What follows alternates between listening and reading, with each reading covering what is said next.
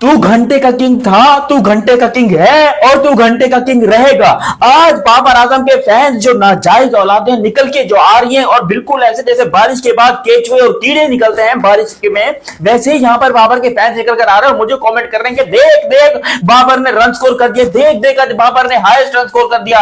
दोस्तों आईपीएल 2025 में आज गुजरात टाइटंस ने केकेआर की टीम को बड़े अच्छे तरीके से मैच हरा दिया है। बस साबित हुआ कि डरपोक कभी जीता नहीं करते। पेशावर ज़ल्मी ने पहली गेंद से जो डर का हाथ थामा है आखिरी गेंद तक लेकर गए हैं। आखिरी ओवर बाबर आजम साहब ने हुसैन तल्लत को दे दिया है, जबकि अभी एक ओवर साइम अयूब का पड़ा था। आज बाबर ने कमबैक कर लिया, लेकिन कौन सा कमबैक किया? मैं कहता हूं बेगैरती की इंतहा है, बेगैरती की और चलने की इंतहा है कि बाबर आजम ने ये जो कमबैक किया है, मैं लानत भेजता हूं ऐसे कमबैक के ऊपर। नमस्कार दोस्तों बाबर आजम ने एक और टेस्ट इनिंग खेल दी है जिस पर पाकिस्तानी काफी ज्यादा भड़के हुए हैं, क्योंकि एक तरफ जहाँ पाकिस्तान सुपर लीग चल रहा है तो दूसरी तरफ आईपीएल चल रहा है। पाकिस्तानियों का कहना है कि आईपीएल में रोज नया टैलेंट निकल करके बाहर आ रहा है, तो दूसरी तरफ पीएसएल में पुराने खिलाड़ी ऐसा परफॉर्म कर रहे हैं कि जो कि पाकिस्तानियों को इस वक्त बिल्कुल भी पसंद नहीं है, क्योंकि बाबर आजम ने इतनी ज़्यादा स्लो इनिंग खेली जिसकी वजह से उसकी टीम भी हार गई और पूरी तरीका से एक्सपोज भी हो गया। पाकिस्तानियों का कहना है कि बाबर हमेशा से अपने लिए ही खेलता है। यार उस बंदे ने इतनी ढिठाई के साथ यहां पर अपने फैंस को बेवकूफ बनाया।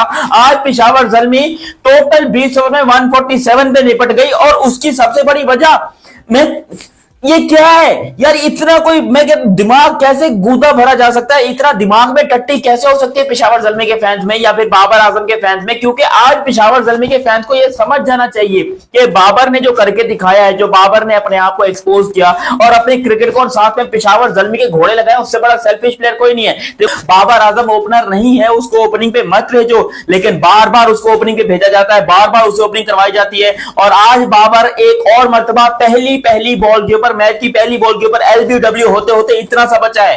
बॉल की हाइट ज्यादा थी, हालांकि अंपायर ने दे दिया, लेकिन साला रिव्यू लेके बच गया। उसके बाद इतना सा बचा है। फिर मैच की कोई आई थिंक 3 रन के ऊपर बाबर आजम कैच ड्रॉप हुआ और बहुत ही मक्खन जैसा कैच था जो कि हमजा मीर ने ड्रॉप कर दिया। मीर हमजा ने वो कैच बाबर का ड्रॉप किया। 2-2 चांस इसको मिल गए 3 रन बनाने से पहले।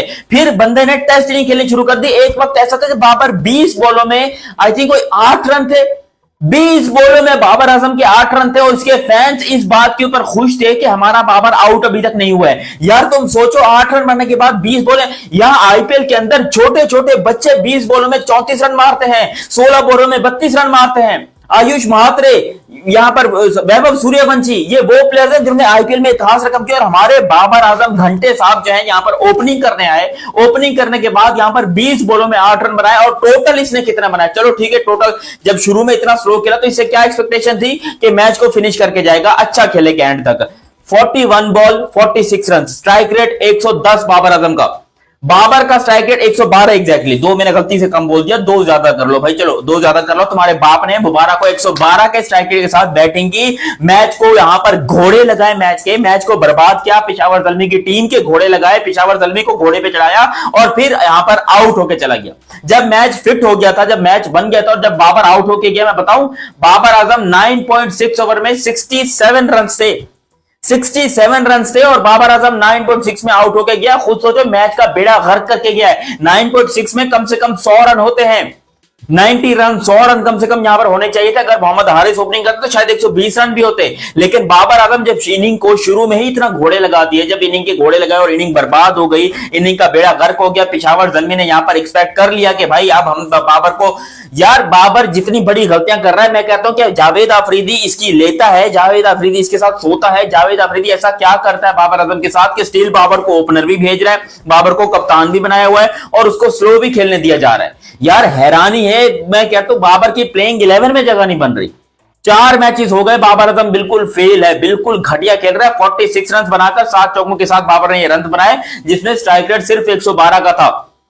इसके बाद भी इसके 2 टके के दोगले फैंस उठकर आ रहे हैं और कह रहे हैं कि मुझे कह रहे हैं कि भाई तू देख बाबर ने आज क्या करके दिखाया, आज हमने ये करके दिखाया, आज बाबर ने रन स्कोर कर दिया, आज हमारा किंग वापस। टोटल 147 इन 20 ओवर्स, ये कोई टोटल है T20 में? अबे 147, वहां पर मजाक में आईपीएल में 247 बनते हैं, मजाक में। सनराइज हैदराबाद, पंजाब किंग्स, बड़ी बड़ी टीमें, और यहां पर तुमने 147 बनाकर तुम्हें लग रहा है कि तुम ये मैच जीत जाओगे। और गुजरात टाइटंस ने क्या कमाल की परफॉर्मेंस दिया, खास करके प्रिंस शुभमन गिल है कि मानता नहीं भाई, कमाल की बैटिंग।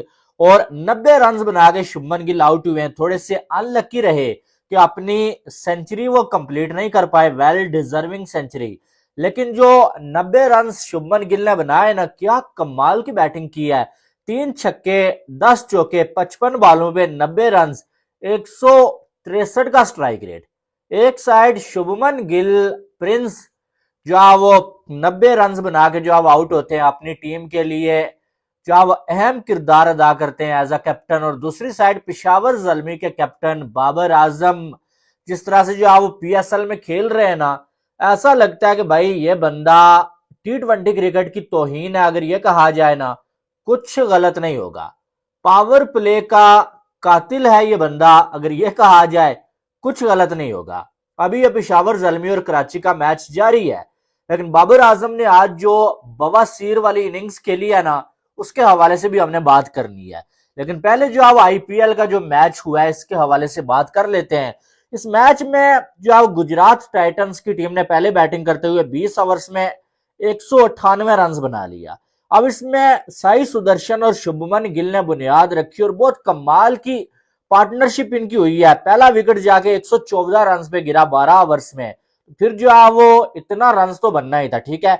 साई सुदर्शन 36 बॉलें 52 रन, 6 चौके 1 छक्का, और ये लड़का कमाल की बैटिंग कर रहा है पिछले कुछ मैचेस में, बल्कि आईपीएल 2025 के सारे ही मैचेस में साई सुदर्शन कमाल की बैटिंग कर रहा है। और आज भी इसने कमाल की बैटिंग की है। गुरबाज ने कैच पकड़ा और रसल ने इसको आउट किया। लेकिन उसके बाद प्रिंस शुभमन गिल, हुसैन तल्लत ने पूरे मैच के अंदर एक गेंद नहीं करवाई। आखिरी ओवर जिसमें मैच का फैसला होना था, यानी कि 6 गेंदों पर 9 स्कोर चाहिए थे, उस टाइम हुसैन तल्लत को दे दिया गया, जिसे पिच का जरा भी आइडिया नहीं है कि यहां पर बॉलिंग कैसे करवानी है। या तो बाबर आजम बहुत ज्यादा ज़हीन है कि हमारी समझ में नहीं आ रहा है, या फिर बाबर आजम के ये वाले फैसले किसी को समझ में आने ही नहीं है कि बाबर आजम ने हुसैन तल्लत को आखिरी ओवर क्यों दिया। एक तो पहली बात, बाबर आजम खुद एज ए ओपनर क्यों आया, आखिरी ओवर हुसैन तल्लत को क्यों दिया, इन दो चीजों ने पेशावर ज़ल्मी को मैच हरवा दिया। पेशावर ज़ल्मी ने, बाबर आजम क्या पूरी टीम ने आज डर के खेला। पिछले मैच के अंदर उनके 16 छक्के थे, इस मैच के अंदर उनकी टोटल मिलाकर 16 बाउंड्रीज नहीं होनी है, इस तरह से वो खेले हैं। और जब ऐसे खेलना हो, जब ऐसे डरपोकू की तरह खेलना हो, तो फिर जीतने की उम्मीद रखा नहीं करते। जब आपने पहली इनिंग के पावर प्ले के अंदर ही डिसाइड कर लिया था कि भाई पेशावर ज़ल्मी आज जीतने के मूड में नहीं है। इधर कराची की हालत भी कोई बहुत अच्छी नहीं है, यानी कि कराची की जगह अगर इस्लामाबाद यूनाइटेड होती, कोई और टीम होती, लाहौर कलंदर्स होती, ये मैच 10 से 15 ओवर में खत्म हो जाना था। लेकिन कराची की जानब से भी सिर्फ डेविड वार्नर ही खेल रहा है। डेविड वार्नर के अलावा कोई बंदा ये जिम्मेदारी उठाने के लिए हाजिर ही नहीं है कि भाई हम भी इस टीम का हिस्सा है, हम भी मैच जीत सकते हैं। आप इरफान खान नियाजी की बात कर लें कि भाई तूने खेलना कब है, मतलब तू पावर हिटर कहां का है जब तेरी टीम को तेरी जरूरत है, तुमने खेलना ही नहीं है। पिछले 4 मैचेस के अंदर तेरी क्या परफॉर्मेंस है, 5 मैचेस के अंदर तू कर क्या रहा है, कब कराची को तूने मैचेस जितवाने हैं। भाई आता है, हाजिरी लगवाता है, चला जाता है, ना ये बॉलिंग करवा रहा है, ना कोई इसकी फील्डिंग ऐसी है, ये भाई ये जॉन्टी रोड बना हुआ है, ना ही इसकी बैटिंग है, पता नहीं क्या है। और ऊपर से डेविड वार्नर आज तो बेचारा रो ही पड़ा जब ये आउट हुआ है। तो डेविड वार्नर अकेला खेलता रहा और वो अकेला अपनी टीम को लेकर जाता रहा। उसने कोई 80 गेंदों पर 60 स्कोर नहीं बनाए। उसे पता था कि भाई चाहे स्कोर थोड़े से हैं, 145 है, लेकिन फिर भी मैंने बॉल टू बॉल नहीं जाना, मैंने स्कोर बनाकर रखने हैं, अपनी एवरेज को मेंटेन करके रखना है। और यही हुआ कि उसने आखिर पे खुशदिल शाह वगैरह को थोड़े से स्कोर दिए कि भाई इतने बना लोगे क्या, इतना कर लोगे। तो खुशदिल शाह ने कहा कि भाई मैं कर लूंगा, हसन अली ने कहा मैं कर लूंगा, और ऊपर सोने पे सुहागा हुसैन तल्लत आ गया।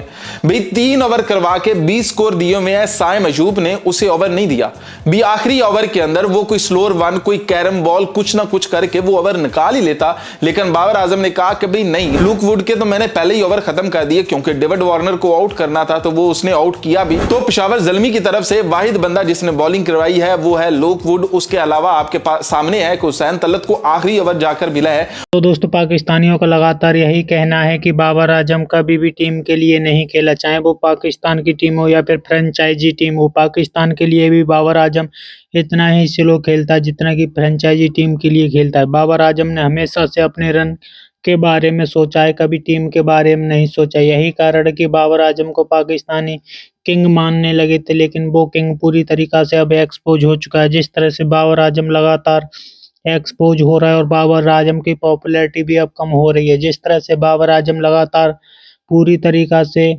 टेस्ट इनिंग T20 में खेल रहा है, जिससे पाकिस्तानी काफ़ी ज़्यादा नाराज़ हैं और वो लगातार यही बात कर रहे हैं कि बाबर आजम की T20 टीम में जगह भी नहीं बनती, उसके बावजूद भी बाबर आजम को लगातार खिलाया जा रहा है, क्योंकि बाबर आजम का अब दौर पूरी तरीका से ख़त्म हो चुका है। बाबर आजम अब क्रिकेट खेलने के काबिल नहीं बचा, क्योंकि लगातार फॉर्म से बाबर आजम जूझ रहा है। जिस तरह से बाबर आजम लगातार आउट ऑफ फॉर्म चल रहा है, उस पर पाकिस्तानियों का लगातार यही कहना है कि बाबर आजम को अब टीम से बाहर कर देना चाहिए, इसके लिए अब कोई जगह नहीं बची। आपकी क्या राय कमेंट में ज़रूर शेयर करें।